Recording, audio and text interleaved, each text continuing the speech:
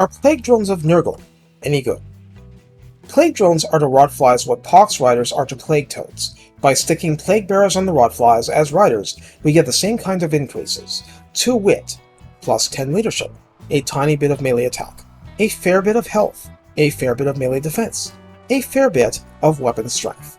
That's just like with the plague toads. The Death's Heads variant is because everything except 1, cost, and 2, the presence of a special ranged weapon. Plague-infested skulls hurled by the riders. All the stats are exactly the same. Now I feel safe diving into the details.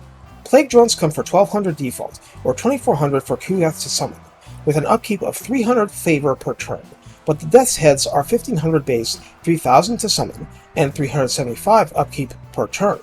For this, you get 12 entities on Ultra, like rotflies, with 7,128 health between them, for 594 per entity, which winds up almost 1,000 more health unit-wide on Ultra. Armor is 40, and physical resistance is 20% like rotflies, with leadership 70, 10 better than the rotflies, with the same 90 speed.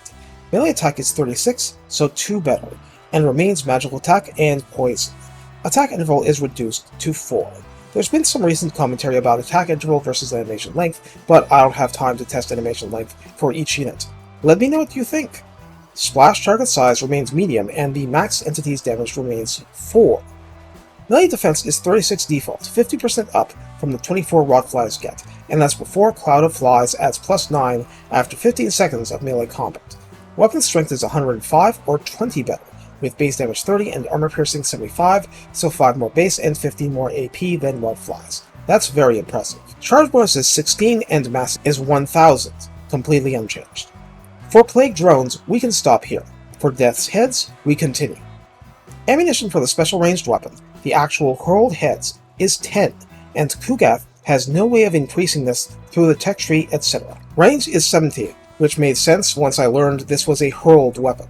Missile damage is listed as 113, and is magical attack and poison just like the melee, reminding me of Exalted Plaguebearers and Soul Grinders. Base damage is 30 and armor piercing is 60, and the projectiles sail like arrows, but reload time of 8 is what jacks up the official stat. Total accuracy is given as 20 default, which gets better with XP shovels.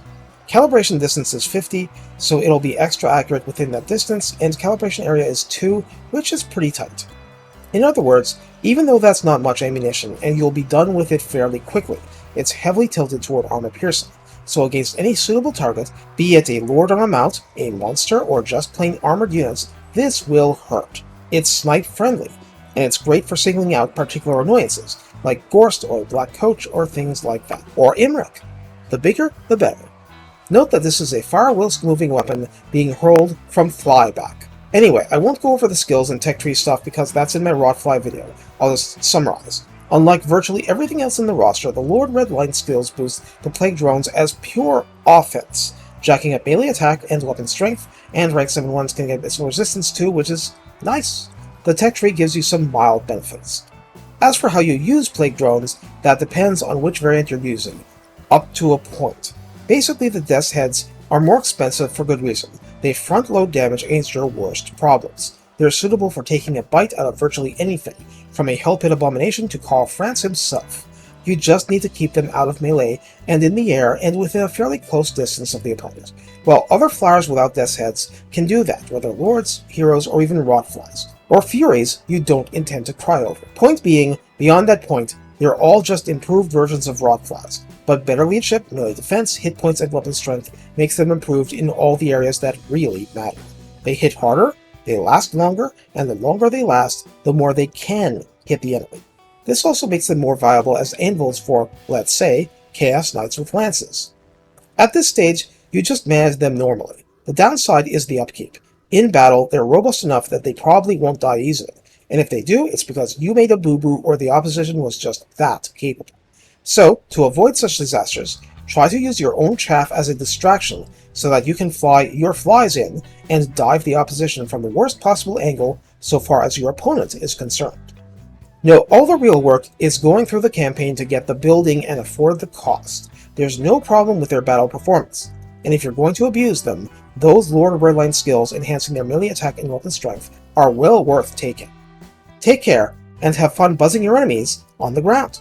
or anywhere else.